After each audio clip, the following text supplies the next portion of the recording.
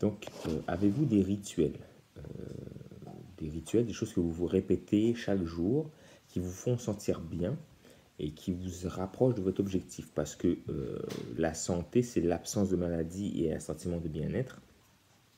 Donc, si ce que vous faites vous éloigne de la maladie et vous rapproche d'un sentiment de bien-être, vous êtes sur la bonne voie. Mais je ne pense pas que de le faire de façon comme ça, une fois de temps en temps ou pendant 3 semaines et d'arrêter après, ce soit plus efficace. Et ce n'est pas qu'une pensée, c'est une conviction. Puis de multiples méthodes et d'études l'ont prouvé que de répéter quelque chose constamment, même si ce n'est pas intense, aura plus de bénéfices que de miser sur des périodes courtes avec forte intensité. Donc quand vous investissez à la bourse, c'est mieux d'investir de façon quotidienne comme ça. Donc chaque mois ou chaque 2 semaines, vous mettez une petite somme. Au bout de 20 ans, vous aurez pas mal plus d'argent que quelqu'un qui, une fois par an ou tous les 3 mois, mettra une grosse somme.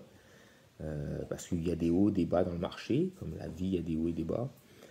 Mais d'investir comme ça sans se soucier du bruit, moi j'aime ça le bruit ambiant qui est autour, des nouvelles, des trucs, des hauts, des bas, il ne faut pas se soucier de ça, il faut trouver une méthode qui a fonctionné depuis des années et investir comme ça à chaque fois. L'entraînement c'est pareil, la santé c'est pareil, donc de répéter des rituels comme ça qui vous font du bien, à la longue va vous apporter pas mal plus de bénéfices que de miser sur des one-shots comme ça. Ça, c'est des gens qui savent pas trop gérer leurs émotions. Et ils sont là, ils payent un billet à 66 millions à gagner au loto. Ok, je paye un billet, etc. C'est pas mal mieux de mettre un petit peu d'argent tout le temps de côté. Pareil pour l'entraînement, de t'entraîner 3 mois et puis d'arrêter toute l'année, de faire 2, 3 fois par semaine toute l'année, c'est toujours mieux que de faire 6 fois par semaine pendant 2 mois. Hein. Ça, c'est logique. Et pour à peu près tout, la santé, ça vaut ça. Donc les rituels, c'est super important. J'espère que vous en avez. Et j'espère que vous vous tenez mordicus si ça vous fait du bien. Le rituel du coucher et du lever sont pour moi les plus importants pour vous mettre dans une ambiance propice au travail. Donc tu sais, le début du film et la fin d'un film sont importants. Là, c'est pareil pour vous. Moi, par exemple, au coucher, je tamise la lumière, je prends une douche froide, tu sais, la soie dentaire, etc. Bon, là, j'essaie de lire quelque chose au lieu de regarder une vidéo parce que ça stimule moins mon système nerveux. Là, je m'endors dans une chambre fraîche, etc. Puis quand je me réveille le matin, j'aime ça, mettre mes pieds sur un tapis qui stimule mon arche de pied parce que ça me réveille, puis ça me pratique mon système nerveux.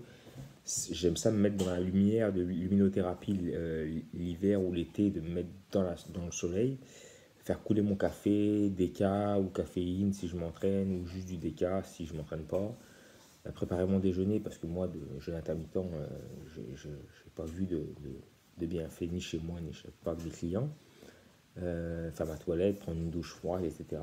Puis d'étudier le matin pendant que je déjeune.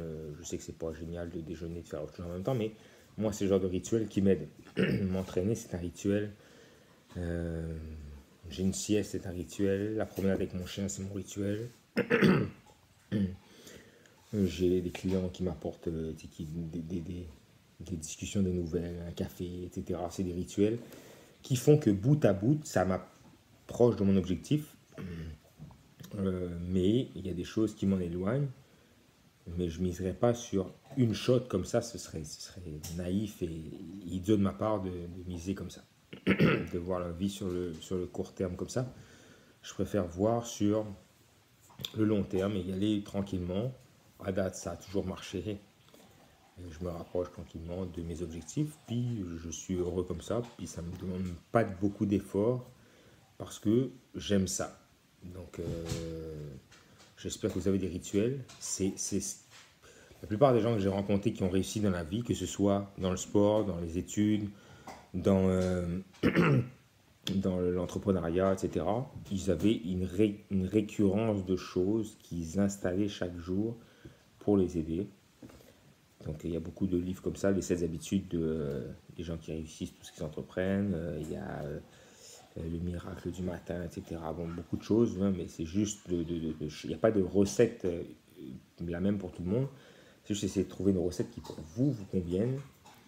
Et puis, parce que ce serait trop beau, mais normalement, les vraies choses, c'est personnalisé, donc ce serait trop beau d'avoir une recette pour tout le monde, mais trouver une recette qui pour vous convienne, mais de vous y tenir.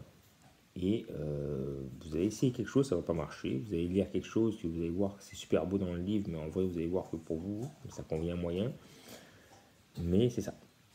Essayez de prioriser les moments du lever qui sont importants, les moments du coucher qui sont importants.